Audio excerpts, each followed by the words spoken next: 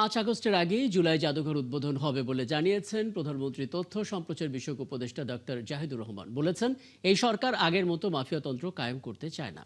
সকালে সচিবালয়ে সরকারের বিভিন্ন কার্যক্রমের অগ্রগতি নিয়ে প্রেস ব্রিফিংয়ে তিনি কথা বলেন। জানান, জনগণ এবং রাষ্ট্রের স্বার্থ রয়েছে এমন দেশগুলোতেই যাবেন প্রধানমন্ত্রী তারেক রহমান।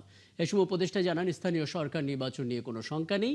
এই সরকার জনগণের কল্যাণ নিশ্চিত করতে চায় জানিয়ে তিনি বলেন, প্রাথমিক ও গণশিক্ষা মন্ত্রণালয়ে আইনি জটিলতা কেটে গেছে।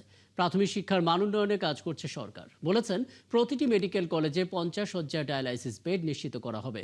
অর্থ পাচার প্রসঙ্গে তিনি বলেন, বিদেশি সম্পদ জব্দ হয়েছে, কিন্তু পাচার হওয়া অর্থ ফিরিয়ে আনা কঠিন। যেখানে যেখানে তার যাওয়া প্রয়োজন মনে করেন, যেখানে যাওয়ার সম্পর্ক প্রয়োজন মনে করেন, তাই করছে। আপনি প্রশ্ন করছেন পাকিস্তান এবং তুরস্কে যাবে কিনা। প্রয়োজনে অবশ্যই যাবে।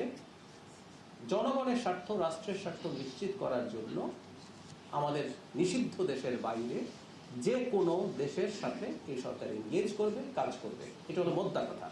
এটা নিয়ে কোনো রকম কোনো কনফিউশন আমরা যারা রাখি। আমি অলরেডি উদাহরণ দিলাম আপনাদেরকে। এই উদাহরণ প্রমাণ করে যে এই সরকার একটা স্বাধীন পররাষ্ট্র নীতি ফলো করছে।